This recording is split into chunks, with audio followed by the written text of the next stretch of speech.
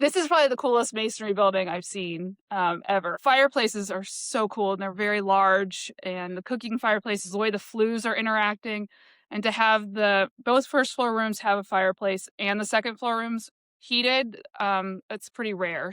I I think this one is worth saving and is really special. So what I would suggest is I think you need to stabilize your masonry and get a new roof. So all the framing, at least in this one, looks like it's 19th century or later. So it's Okay. circular sawn. So we don't get circular sawn material in Virginia until around the 1840s. That's when the technology comes around. So that's where Okay. you're using a big round blade.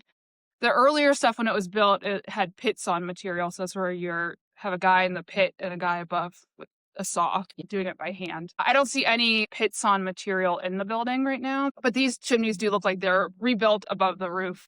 So normally in the 18th century, your studs and your rafters would be about 3 by 4 inches. So what I would recommend would be doing shingle laths. So those are boards that are about 4 inches high, an inch 3/4 to an inch thick, and then you put your shingles on that. It's not solid sheathing. That allows the roof to breathe. If you're going to do a wooden roof, if you're going to do a modern roof, then you can do What if whatever. I just the roof to breathe, but it's really hard if you're going to heat and cool these buildings, which I would not recommend. I would just recommend, leaving them sort of as is. Yeah. They'll do better once. So in the fact too, if you do the shingle lath, when you do that process, if you do get a leak, it allows it to dry out and it allows you to see the leak before it gets too bad.